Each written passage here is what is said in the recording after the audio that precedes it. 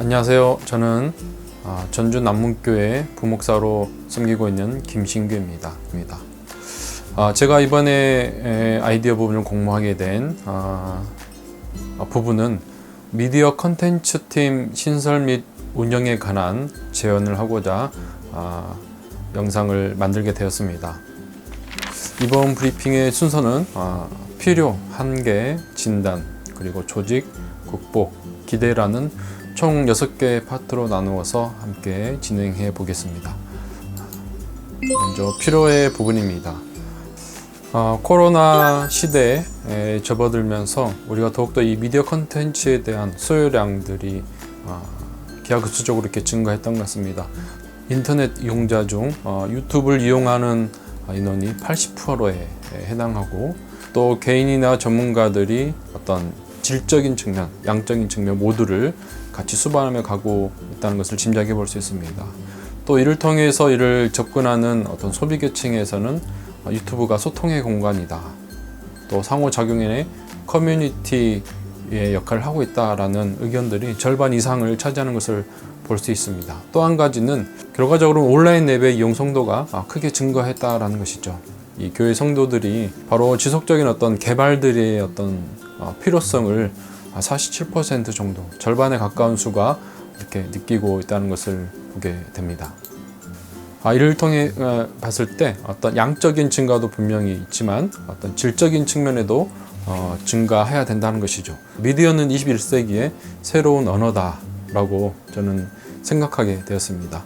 우리가 종교개혁 때 루터가 여러 가지 어떤 종교개혁의 근거들을, 기반들을 마련했지 않습니까? 특히 어떤 성경의 번역, 이것들이 많은 사람들에게 읽혀짐으로써 어떤 개혁의 어떤 불씨를 당겼다면 21세기 또한 이런 어떤 새로운 미디어라는 언어를 우리가 어떤 선교적 차원, 교회적 차원에서 같이 고민하고 또 발전시켜 나가는 것이 더 중요한 것이 아닌가 생각해 보게 되는 것입니다.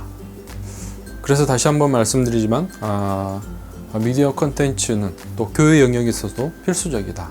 그리고 교단과 기관 차원에서 이런 것들을 운영할 수 있는 미디어 컨텐츠에 대한 관한 어떤 전문팀에 대한 운영이 반드시 필요할 것이다 라고 예측해 볼 수 있습니다. 두 번째는 이런 것들이 쉽게 된다면 아마 이미 우리도 시행했을 것입니다. 하지만 우리 안에 한계가 있다는 것이죠. 이 한계를 먼저 짚어보았으면 좋겠습니다. 먼저 이것들을 만들어 가긴 어려운 이유, 장비의 한계가 있을 것입니다. 그리고 공간의 한계가 있습니다. 그리고 내용의 한계, 즉 스토리에 대한 부분이죠. 이것에 대한 한계가 있을 것이고, 또 인력에 대한 한계가 존재합니다. 크게 4가지로 이렇게 상정해 보았지만 기타 여러 가지 부수적인 어려움들, 한계들이 분명 더 존재하겠지만 결국 이러한 미디어 컨텐츠에 대한 어떤 운용이 어려운 이런 상황에서 우리에게 또 체감된 그런 상황들은 바로 이 주체적이고 또 자립적인 어떤 컨텐츠 어떤 제작이 어렵다라는 것이죠. 또한 일시적, 일회적인 그런 사용밖에 되지 않는다는 것입니다. 그렇기 때문에 더욱더 뭔가 이 데이터를 축적해서 우리가 양적으로 질적으로 발전하는데 어려움이 있는 것이죠.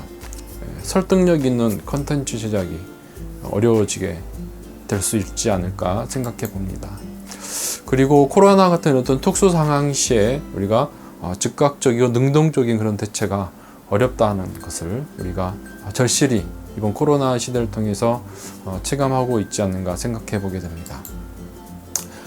또한 가장 큰 문제일 수도 있을 것입니다. 이 재정의 어떤 어려움들이 컨텐츠에 대한 발전의 영역들을 또 가로막고 있는 어떤 장애가 될 수 있다는 것을 생각해 봅니다.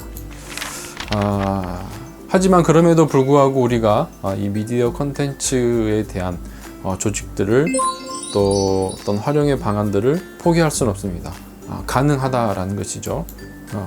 이 미디어 컨텐츠 팀 어떤 조직들을 구성했을 때 아까 말씀드렸듯이 어떤 4가지 한계를 아마 기억하실 것입니다. 저는 이 4가지 한계, 이것을 기반으로 이 미디어 컨텐츠를 조직이 필요하다라는 것을 말씀드리고자 합니다. 그래서 모두가 융합적이고 유기적인 어떤 체계 안에 이것들을 갖추기 위해 노력해야 한다는 것입니다. 그래서 한 사람이 다 이 모든 것을 커버하기는 어렵습니다. 개인의 역량으로 한계에 부딪히게 됩니다. 질적인 향상도 반드시 필요하다라는 것이죠. 그래서 양적인, 질적인 모든 이 두 마리 토끼를 잡아갈 수 있는 것, 바로 이 조직, 팀이 필요하다라는 것입니다. 우리가 사실 알고는 있지만 아까도 말씀드렸듯이 한계에 부딪히고 있는 것이죠. 하지만 이 한계점을 극복해 나가는 몇 가지 어떤 나름대로의 생각들을 말씀드리면, 첫 번째, 장비의 한계에 있어서는 처음부터 이렇게 과도한 장비 및 내상들을 사용해서 투자하는 것은 부담이죠.